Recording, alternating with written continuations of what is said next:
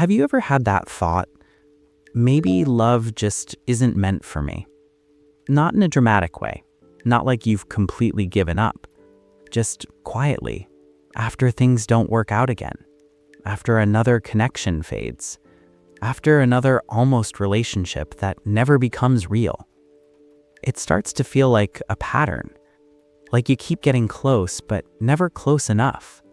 And after a while, you stop blaming timing, you stop blaming other people, and you start looking at yourself, wondering, what am I doing wrong?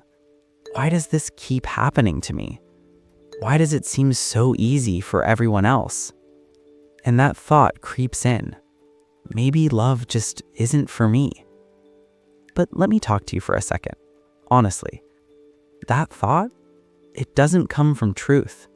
It comes from exhaustion, from putting yourself out there again and again and not getting the outcome you hoped for, from investing in people only to realize they weren't as invested in you, from believing something could grow and watching it slowly fall apart.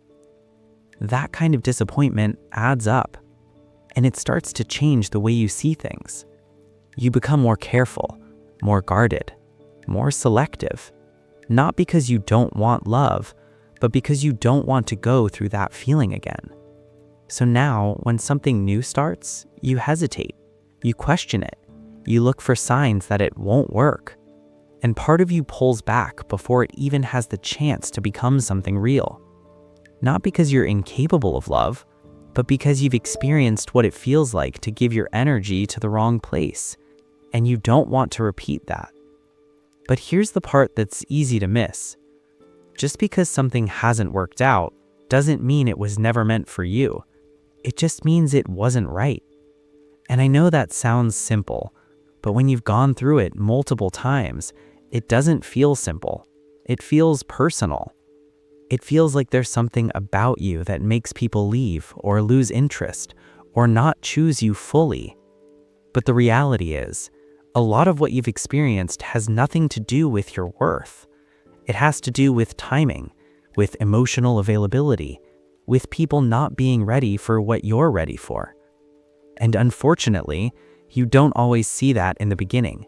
You see potential, you see connection, you see something that could become real, and you give it a chance.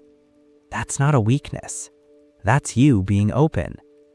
But when it doesn't work out, you don't just lose the person, you lose the idea of what it could have been. And that's what hurts the most. Because now it feels like you're back at the start, again. And that's when your mind tries to protect you, by telling you, maybe this just isn't for me. Because if you believe that, you don't have to keep trying. You don't have to keep risking disappointment. But the truth is, love isn't something that's assigned to certain people and denied to others. It's something that shows up when two people are aligned, not just in feelings, but in readiness, in effort, in intention. And that doesn't happen often, not because you're not worthy of it, but because real connection is rare. It takes two people who are both willing to show up fully. And that's not something you can force, or rush, or chase. But that doesn't mean it's not out there. It just means you haven't met it yet. And I know that's not always comforting to hear, because waiting can feel frustrating. But settling for something that doesn't feel right just to avoid being alone only takes you further away from what you actually want. So if you've been thinking, maybe love just isn't for me, I want you to see it differently.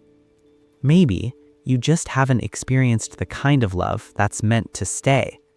And there's a big difference between those two things, because one is a limitation, and the other is just timing.